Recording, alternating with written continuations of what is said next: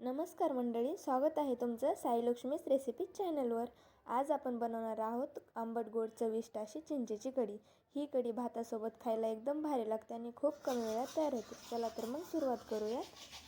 एका वाटीमध्ये थोडीशी चिंच टाकायची आणि थोडंसं पाणी टाकून 15-20 मिनिटं भिजत ठेवायची।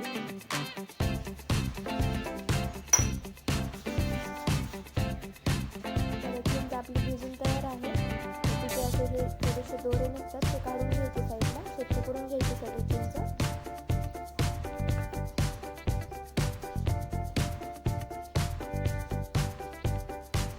आणि चिंचेचा सगळा पल्प काढून घ्यायचा हाताने। चांगली अशी कुस्करून घ्यायची चिंच, म्हणजे आपल्याला भरपूर पल्प मिळतो चिंचेचा।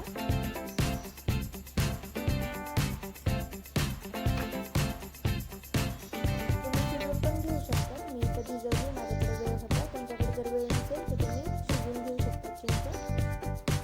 आता एका मिक्सरच्या भांड्यामध्ये थोडीशी मिरच्या टाकायच्या, थोडासा लसूण टाकायचा।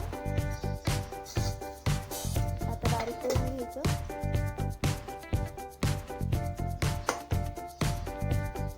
असं बारीक करून घ्यायचं, जास्त पण बारीक नाही करायची आणि जास्त पण मोठी नाही ठेवायची।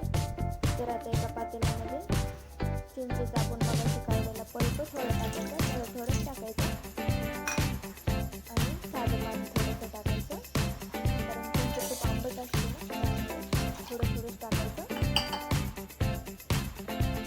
अजून थोडंसं पाणी टाकलं। आता थोडंसं बेसन पीठ टाकायचं आणि मिक्स करायचं। त्याच्यामध्ये दुधाच्या गाठी होऊ द्यायच्या नाही, चांगलं मिक्स करून घ्यायचं।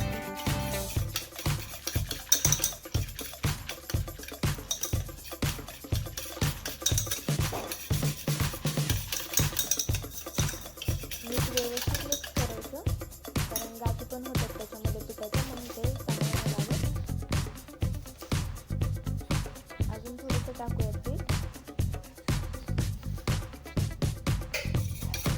परत एकदा मिक्स करून घेऊया।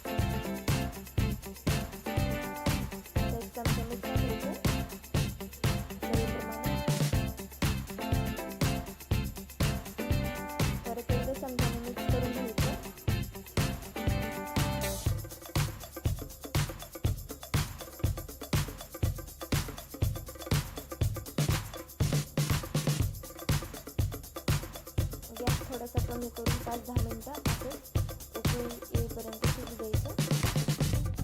छान उकळी आली, थोडं अजून शिजू द्यायचं. ही कढी खूप छान लागते खायला पण. आता थोडीशी हिरवी कोथिंबीर टाकायची बारीक चिरलेली वरती.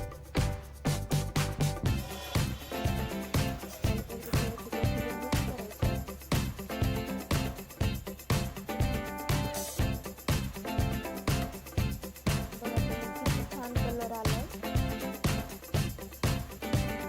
कढी जास्त ते आमच्याकडे बनवली जाते, त्यावेळेस खूप चिंच असतात. जर तुम्हाला ही रेसिपी आवडली असेल तर व्हिडिओला लाईक करा, चॅनलला सबस्क्राईब करा आणि कमेंट करायला विसरू नका. ही कढी कशी झाली ते सांगा कमेंट करून. पुन्हा भेटूया अशाच छान छान रेसिपीसोबत. धन्यवाद.